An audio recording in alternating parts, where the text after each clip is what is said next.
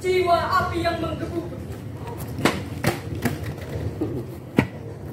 Hadirin rahimakumullah. Akan tetapi banyak sekali sikap negatif yang terjadi dan berkembang hingga saat ini. Mulai dari korupsi, sikap intoleransi, bahkan ingin menang sendiri menjadi tantangan bagi bangsa Indonesia itu sendiri. Maka dari itu hadirin, revolusi mental menjadi sangat penting bagi kita. Bukan hanya penting, akan tetapi sudah seharusnya menjadi tekad bagi seluruh bangsa Indonesia. Hadirin rahimakumullah, untuk mewujudkan revolusi mental sudah seharusnya dibutuhkan keseimbangan antara ideologi dengan nilai-nilai agama. Maka dari itu, pada kesempatan yang mulia ini, perkenankan kami untuk menyampaikan syarahan Al-Quran dengan mengangkat tema Membangun Revolusi Mental Perspektif Al-Quran. Dengan melandaskan Al-Quranul Karim, surat Ibrahim ayat 1 yang berbunyi.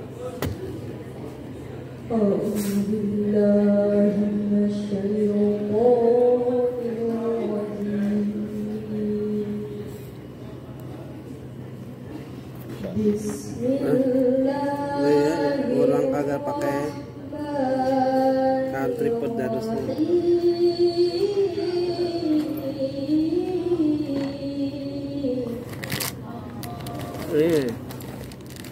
Alif Lam Ra.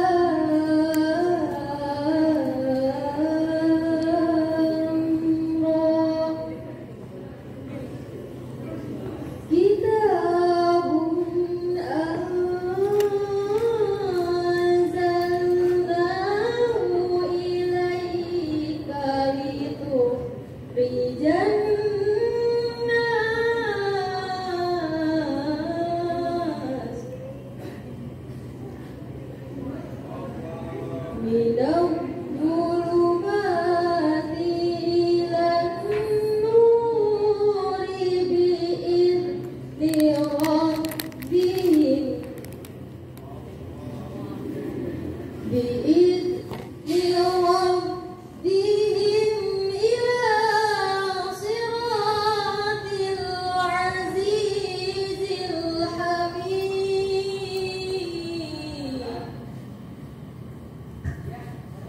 Aku berlindung kepada Allah dari godaan syaitan yang terkutuk.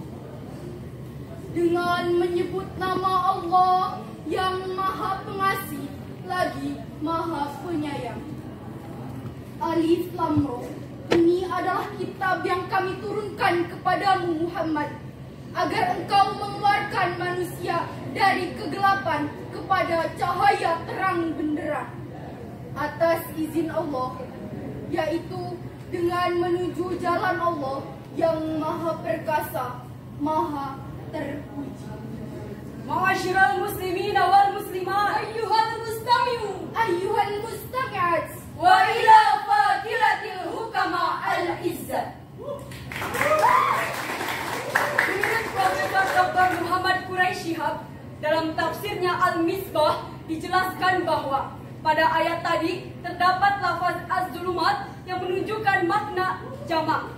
Kemudian terdapat juga lafaz an-nur yang menunjukkan makna tunggal. Hal ini mengisyaratkan kepada kita bahwa kegelapan-kegelapan itu berbagai macamnya, juga timbul dari berbagai macam sumber. Selain itu, az-zulumat lebih dahulu disebutkan daripada an-nur karena tidak semata-mata kegelapan itu datang setelah terang, akan tetapi mengisyaratkan kepada kita bahwa seharusnya kita terus bergerak menuju jalan yang terus positif. Hadirin rahimakumullah, dari ayat tadi dapat kita tarik benang merah bahwa sudah sejak dahulu Allah Subhanahu wa Ta'ala memerintahkan kepada kita untuk senantiasa memperbaiki diri. Lantas, apa yang terjadi pada bangsa kita? Apa yang terjadi pada pemuda bangsa kita hari ini? Sudahkah jauh lebih baik atau justru makin semakin terpuruk? Mungkin kita melihat baik-baik saja, akan tetapi negara kita tidak sedang baik-baik saja. Terngiang satu kalimat di benak kita, satu ikrar, sepenggal kalimat yang menjadi semangat dari visi kemerdekaan para pemuda Indonesia terdahulu, yang berbunyi, kami, putra dan putri Indonesia, mengaku bertumpah darah yang satu, tanah air Indonesia. Ikrar tadi merupakan bukti bahwa para pejuang kita memiliki tekad dan semangat yang kuat untuk memperjuangkan kemerdekaan bangsa Indonesia melalui pemikiran-pemikiran yang revolusioner. Hadirin rahimakumullah, sejarah mengatakan bahwa kemerdekaan Indonesia tidak lepas dari campur tangan para pemuda. Tentu, kita sebagai agent of change seharusnya menjadi aset terpenting bagi negara kita. Karena kemajuan dan kehancuran suatu negara tergantung dari para pemudanya. Hadirin rahimakumullah, bisa kita lihat bahwa kelakuan para pemuda kita jauh dari apa yang kita harapkan. Baru-baru ini kita dikejutkan oleh rentetan kejadian yang menunjukkan bahwa rusaknya moral dari para pemuda di bangsa kita ini, Indonesia. Data Biro Sensus Amerika menyatakan bahwa 60% populasi Indonesia Data Biro Sensus Amerika menyatakan bahwa 60% populasi bangsa ini sudah tercemar dengan kekerasan, baik itu tawuran, pencurian, pembunuhan, pemerkosaan, serta tindakan kekerasan lainnya. Untuk itu, perkenankan kami untuk menyampaikan suatu kalimat yang sangat indah yang disampaikan oleh Insinyur Soekarno, sangat memotivasi kita sebagai para pemuda bangsa Indonesia ini, yang berbunyi, beri aku 1000 orang tua, niscaya akan kucabut Sumeru dari akarnya. Beri aku 10 pemuda, niscaya akan kuguncangkan dunia.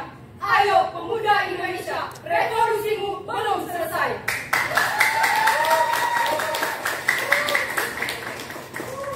Allahumma sholli wa sallim wa barik alaihi wa ala alihi. Adfaita ala al-husnil abqa fal wardu tadawa wa tanaqa hasin ya rabbu lanal khuluqa tahirhu fala yahwi nazaqa. ألفيت على الحسن العبقى فالورد تضوى وتنقى حسن يا رب لنا الخلقا طهره فلا يهوي نزقا. Hadirin rahimakumullah, jika kita kaji lebih dalam lagi, program revolusi mental yang dicetuskan oleh Insinyur Soekarno sudah sangat baik untuk demi terbentuknya perkembangan karakter bangsa Indonesia. Akan tetapi, revolusi mental ini tidak akan berjalan begitu saja jika kita tidak mau mewujudkannya. Sebagaimana firman Allah Subhanahu wa taala dalam Quranul Karim surat Al-Anfal ayat 53 yang berbunyi,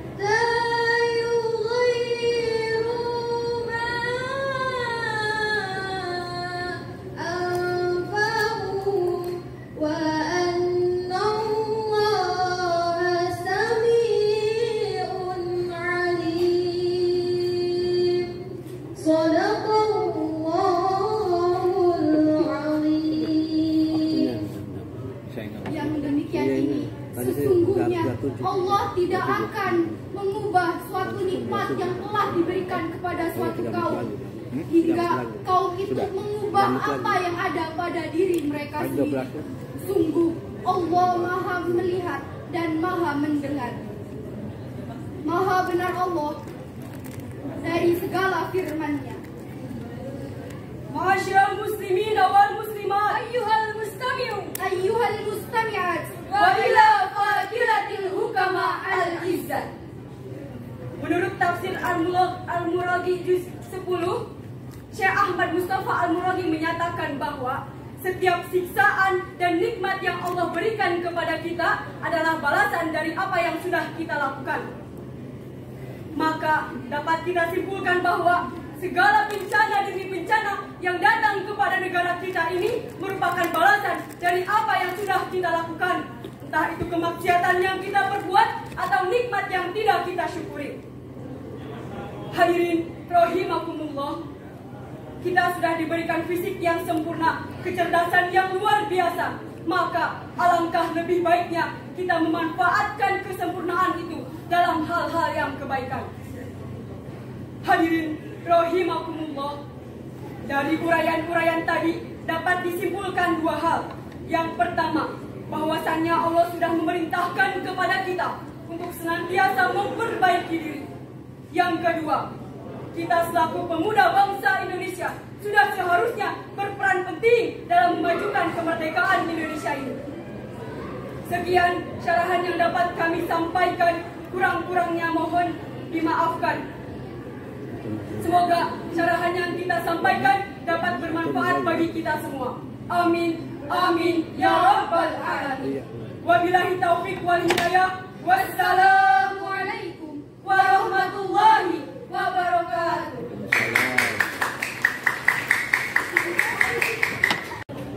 Alhamdulillahil qail in ja'akum fasiqun binaba'in fatabayyanu an tusibu qauman bijahalah. Wassalatu wassalamu ala markazid dairatin nubuwah wa ala alihi wa ashabihi wa man tabi'a huda.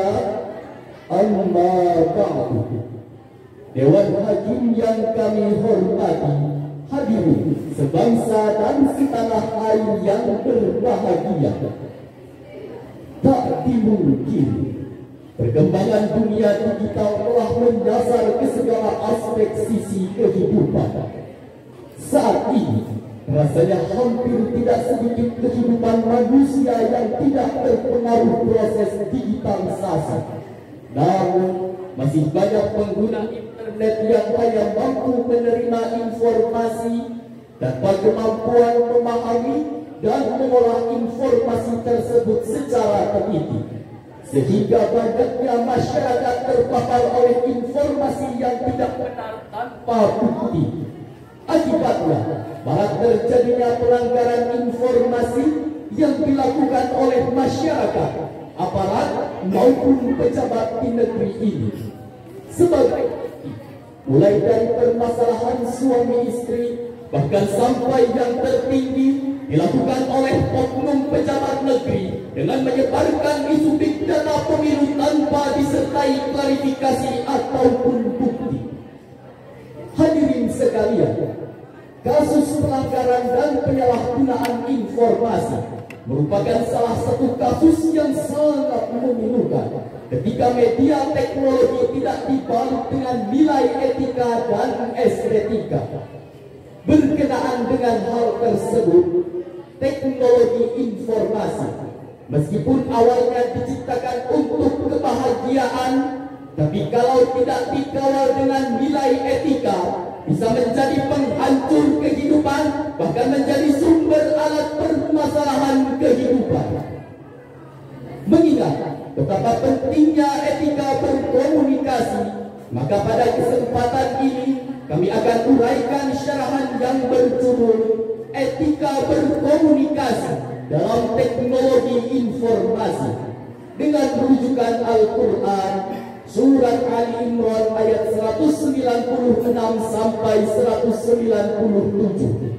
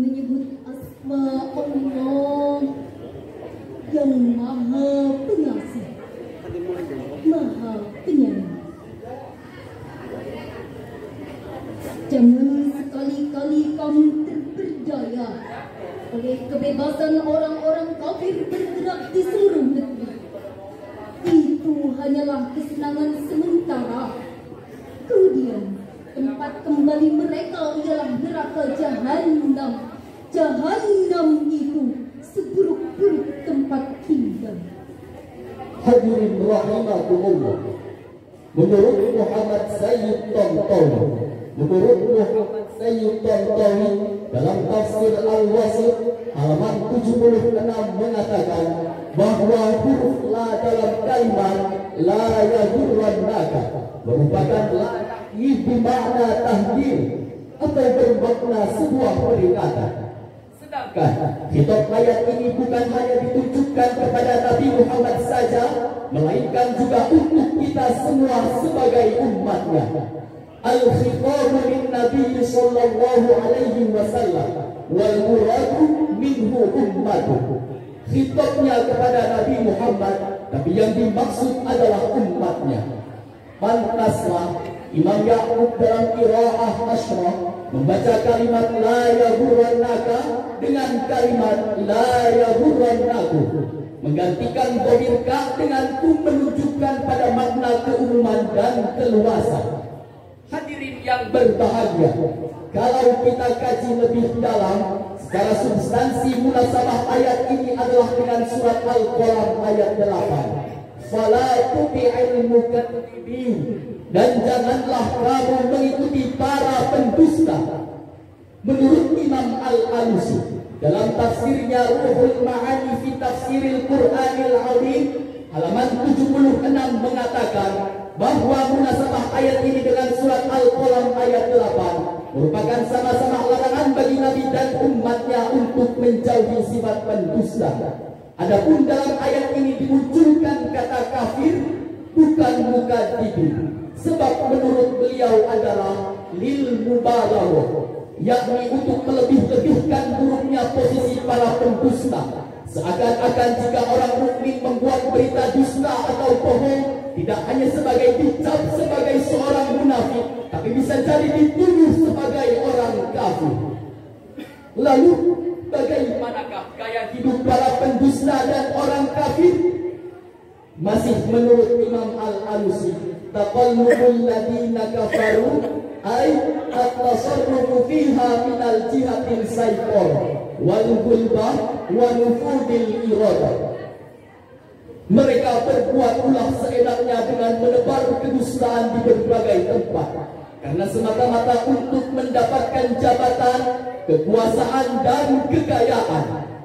Demi sebuah jabatan mereka rela menyebarkan kebohongan. Demi sebuah kekuasaan mereka memproduksi berita bohong dan merugikan. bahkan demi uang mereka lenyapkan fakta-fakta kebenaran. Jika para jurnalis, para kolumnis dan para penulis sudah terjangkit wabah-wabah kebohongan, saya yakin Indonesia akan lebih hancur tatanan kehidupannya dibandingkan dengan dampak wabah corona yang selama ini kita takuti. Mengapa demikian? Jika virus corona hanya akan menyerang dan mematikan orang-orang yang lemah antibodinya, tapi wabah kebohongan bahayanya bisa menyerang dan mematikan siapa saja. Tak pandang seorang penguasa, tak pandang seorang pengusaha, dan tak pandang seorang ulama. Ketika mereka diposisikan bangsa oleh media, pasti akan habis binasa oleh kekejaman para tangan pendusta. Mari sejenak kita merenung berapa banyak pengusaha yang kaya seketika jatuh tak berdaya gara-gara dimangsa kebohongan media.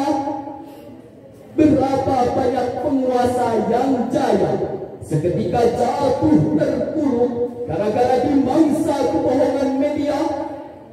Dan berapa banyak ulama yang berwibawa seketika jatuh terhina gara-gara dimangsa kebohongan media.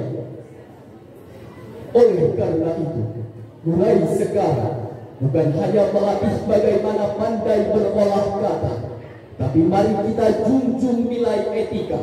Bukan hanya melatih bagaimana pandai berolah kata, tapi mari kita tanamkan etika komunikasi di dalamnya. Dan kepada para jurnalis, para kolumnis dan para penulis, mari kita kedepankan etika penulisan di samping kualitas gagasan. Sebab apalah artinya suatu kenikmatan bila akan mengakhiri hidup kita penuh dengan siksaan? Apalah artinya bergelimangan harta jika akhir hidup kita penuh dengan derita? Dan neraka jahanam merupakan simbol kehidupan terburuk yang sudah disediakan Tuhan untuk mereka yang memproduksi berita penuh kebohongan. Lalu bagaimanakah sikap kita sebagai penerima informasi dalam menyikapi berita? Mari sama-sama kita simak dalam Al-Quran surat Al-Hujurat ayat 6. Ya ayyuhalladzina amanu in ja'akum fasiqun binaba'in fatabayyanu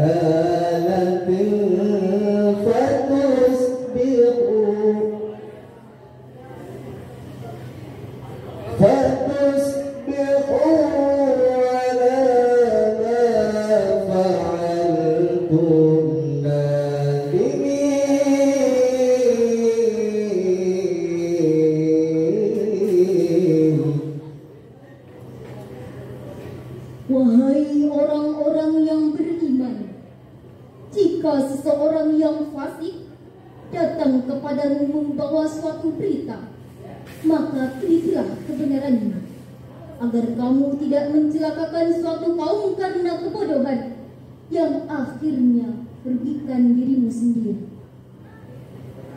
Hadirin rahimakumullah, Imam Qusairi dalam tafsir Qusairi halaman 516 mengatakan, wa fil ayah isyaratun ila tarkil istima' ila kalam sa'i wa namami wal magtabu linnas.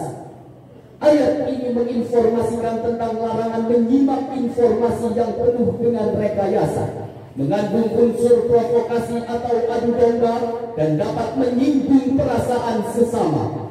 Sedangkan menurut Nasr bin Muhammad bin Samarqandi, atau yang lebih populer dengan Imam Samarqandi, dalam tafsirnya Bahrul Ulum halaman 516 mengatakan, fatabayyanu ay wa ta'arrafu wa la tu'ajjilu. Yang dimaksud dengan fatabayyanu adalah merupakan himbauan kepada kita agar terlebih dahulu memastikan kebenaran berita serta jangan tergesa-gesa mempercayainya. Dengan dua penafsiran ini sangat jelas bagi kita bahwa salah satu etika untuk menyikapi maraknya informasi dan komunikasi adalah melalui sikap selektif dan reaktif. Selektif memiliki arti ketelitian untuk memilih dan memilah berita yang benar, sedangkan reaktif adalah terlibat aktif untuk menelusuri kebenaran informasi. Dengan dua sikap ini, pastilah kita akan selamat dari ancaman hoax dan berita bohong. Bukankah sebagai insan yang beriman, agar tidak mudah begitu saja menerima informasi, walaupun datang dari sesama rekan profesi, apalagi datang dari orang yang berbeda ideologi, karena khawatir akan merusak tatanan negeri ini. Apalagi di zaman sekarang, ketika para pakar komunikasi menyebutnya sebagai post-Trump era di mana kebenaran informasi tak lagi dijadikan sebagai tumpuan. Semua hanya berpatokan pada hanya harapan dan kepentingan. Maka ajaran Al-Quran ini patut kita jadikan sebagai landasan strategis sekaligus landasan teologis guna membangun etika berkomunikasi dalam teknologi informasi. Demikian syarahan yang tadi saya uraikan. Kurang lebihnya saya mohon maaf yang sebesar-besarnya. Wassalamualaikum warahmatullahi wabarakatuh.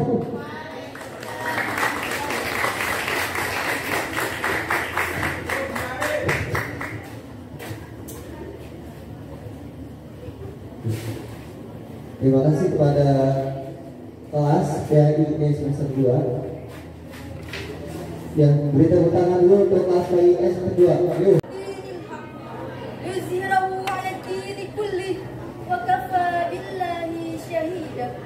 Asyhadu an la ilaha illallah wahdahu la syarika lah wa asyhadu anna Muhammadan 'abduhu wa rasuluh la nabiyya ba'dah.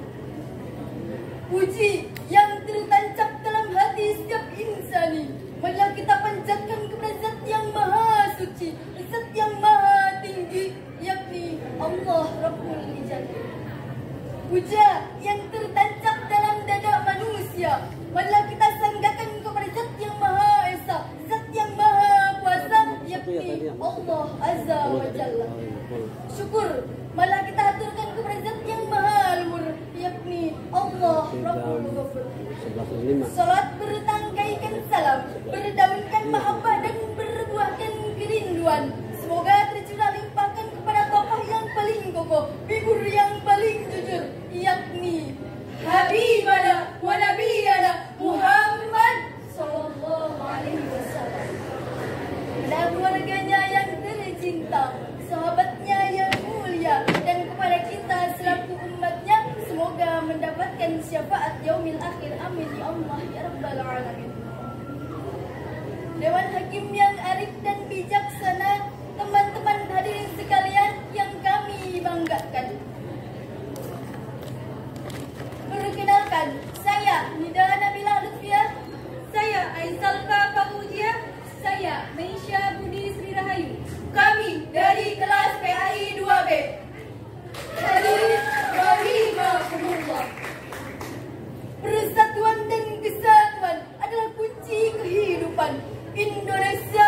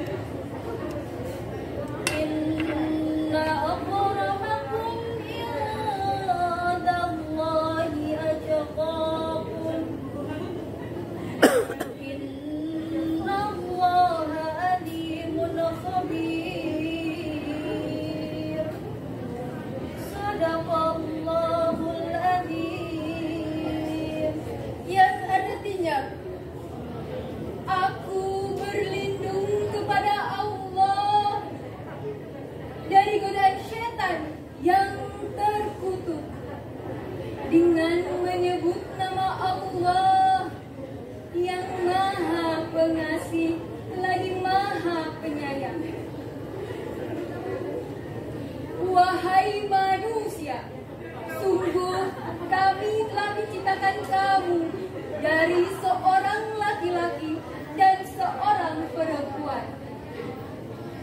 Dan kami jadikan kamu berbangsa-bangsa dan bersuku-suku agar kamu saling mengenal. Suku orang yang paling mulia di antara kamu di sisi Allah ialah orang yang paling bertakwa. Sungguh Allah Maha mengetahui, Maha teliti, Maha benar Allah dengan segala firman-Nya. Profesor Dr. Quraish Shihab menjelaskan dalam kitabnya Al-Misbah jilid 13 mengatakan bahwa kata ta'aruf pada ayat tersebut berasal dari kata arafah yang artinya saling mengenal. Saling mengenalnya kita terhadap seseorang, maka akan semakin kuat kita dalam memberi manfaat. Lalu bagaimana toleransi dalam kehidupan bermasyarakat? Yakni dengan cara saling menghargai, saling menghormati walaupun banyak perbedaan yang kita miliki. Sebagaimana lagu Roma Irama sebagai berikut. Janganlah saling menghina satu suku bangsa dengan lainnya, karena kita satu bangsa dan satu bahasa Indonesia. Bineka Tunggal Ika lambang negara kita Indonesia. Walaupun bermacam-macam aliran, tetapi satu tujuan.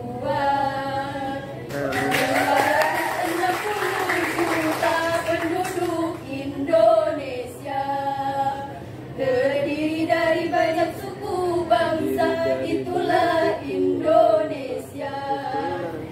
Hadirin rahimakumullah, manusia adalah makhluk sosial yang sering bergaul, maka tidak heran jika saling memanggil atu, oh atu, saling menyapa apa kabar. Itulah merupakan salah satu komunikasi antar sesama manusia. Namun harus ada aturannya dengan cara tidak saling mencaci maki, tidak saling menghina baik perkataan maupun perbuatan. Rasulullah SAW pernah memberikan satu nasihat, la tasbanna hadan, janganlah kamu mencaci maki seseorang, karena apabila kita telah mencaci maki seseorang, maka kita telah mencaci maki Allah. Seharusnya sesama manusia, apalagi bersaudara, berbangsa dan bernegara, harus saling menjaga kayak kita bertiga. Maka dari itu, setelah kita saling menghargai, saling menghormati dengan menerapkan sikap toleransi dalam perbuatan kita. Karena segala amal dan perbuatan yang kita lakukan, maka akan bernilai baik apabila kita lakukan. Termasuk kegiatan ibu-ibu yang mungkin sehari-harinya sur ke kasur, ke sumur, ke dapur, bikin bubur, ke kasur, ke dapur, ke sumur, ambil siur, ke dapur, ke sumur, ke kasur, langsung tidur. Hadirin rahimakumullah. Maka dari itu, marilah kita wujudkan tujuan, satukan persepsi, hidup sehati dengan sikap toleransi. Perbedaan jangan melahirkan suatu perpecahan, karena Indonesia satu nusa, satu bangsa, satu bahasa. Bersatu kita teguh, bercerai kita runtuh. Mungkin sekian yang dapat kami sampaikan. Kurang dan lebihnya mohon dimaafkan. Buah apel, buah kedongdong, buah anggur, buah leci, itulah nama buah-buahan. Makan ikan, minumnya air putih. Cukup sekian dan terima kasih. Wassalamualaikum warahmatullahi wabarakatuh.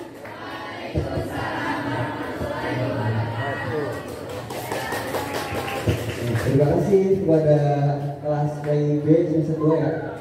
Beri tepuk tangan dulu untuk kelas KIB.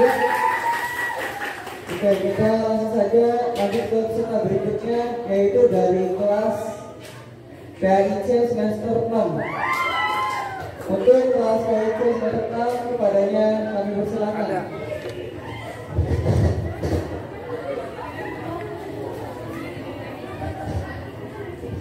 PAIB Iya.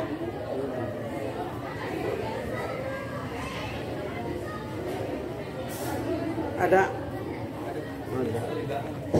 Ayo, Pak Inam.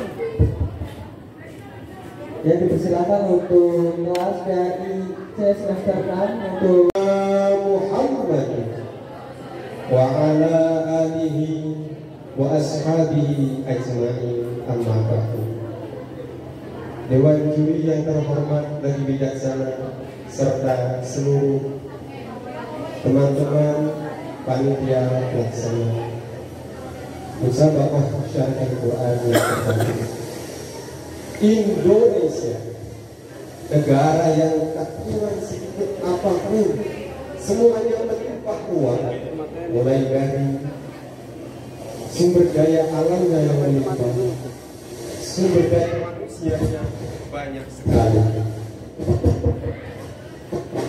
Dalam konteks negara maju, Indonesia tidaklah kurang sedikit apapun, mulai dari aspek ekonomi, sosial, budaya, bahkan sampai sektor pendidikan. Teman-teman beserta musabaqah syarah Al-Quran, kalau kita teliti bahwa Indonesia maju ditentukan salah satunya dengan pendidikannya. Pendidikannya ditentukan oleh generasi emasnya, sehingga bagaimana upaya kita untuk merealisasikan pendidikan yang maju dengan generasi emasnya. Seperti dalam Quran surat Al-Imran ayat 190 sampai 191 yang berbunyi,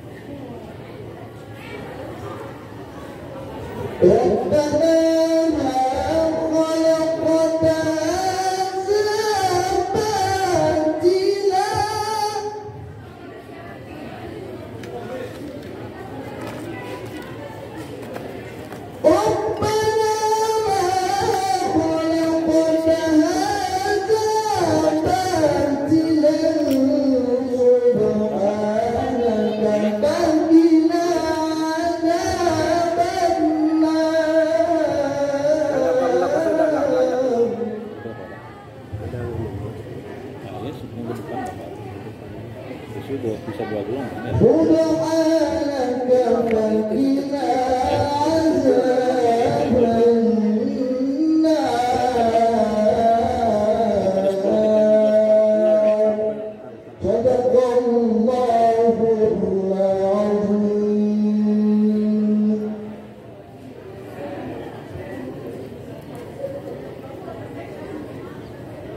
Sesungguhnya dalam penciptaan langit dan bumi, pergantian malam dan siang, terdapat tanda-tanda kebesaran Allah bagi orang yang berakal, yaitu orang-orang yang selalu mengingat Allah dalam keadaan berdiri, duduk, ataupun dalam keadaan berbaring, yaitu mereka yang memikirkan tentang penciptaan langit dan bumi, seraya berkata, "Ya Tuhan kami, tidaklah Engkau menciptakan semua ini dengan sia-sia. Maha suci Engkau, lindungilah kami dari azab api neraka." Maha benar Allah dengan segala firman-Nya.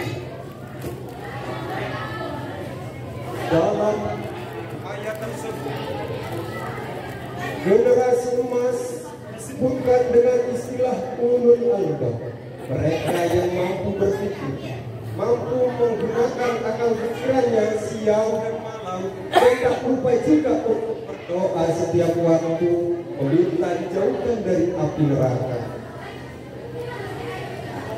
Al-Imam Al-Ghazali dalam kitabnya Ayyuhal Balad, beliau menjelaskan dengan konteks tasawufnya bahwasanya yang intinya pendidikan ideal generasi emas menggunakan dua pendekatan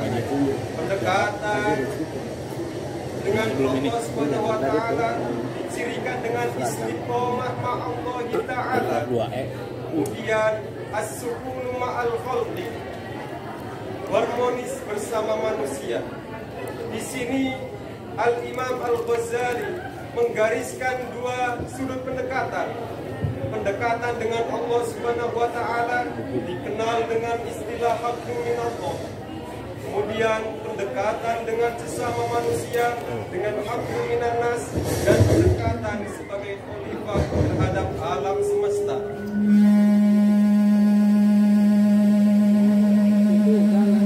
Oleh karena itu, itulah refleksi dari Quran surat Ali Imran ayat 190 sampai 191. Kurang dan lebihnya mohon maaf. Wallahul muwaffiq ila aqwamit thoriq. Assalamualaikum warahmatullahi wabarakatuh. Ya, beri tepuk tangan kepada kelas Sayyid Chandra Suwarya. Ya, mungkin untuk seluruh peserta sudah semuanya maju ke depan panggung, dan tidak ada lagi mungkin peserta yang akan maju ya. Ada kan? Udah nggak ada lagi. Tutup aja. Hah? Tutup aja kan? Iya sudah.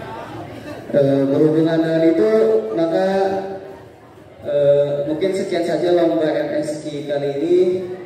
Bila dari media, wassalamualaikum warahmatullahi wabarakatuh. Waalaikumsalam warahmatullahi wabarakatuh.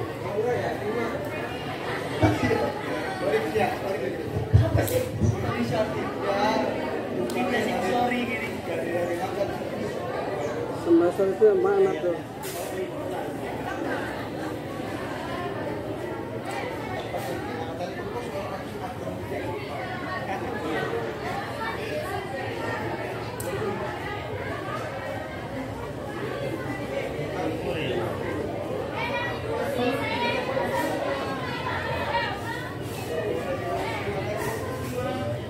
Dikumpul aja tuh. Ada tangannya sini.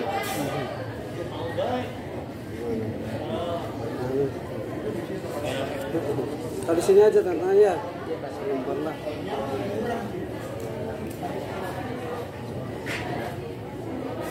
Belum nampak sholawat dulu. Iya, sholawat dulu. Jadi gimana? Mana Sumatera anu? Kelas yang lainnya mana? Udah ada cuman Wah, ini doang kok. Pak. Mana?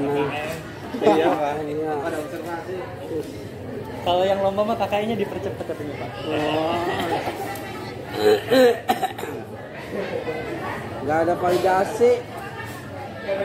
Bukan validasinya nggak ada. Tampil lah. Oh, ini nih. Kita nonton aja. Ngawur. Kita mau tampil. Oh iya, tampil mau daftar. Lah. Ngawur ini.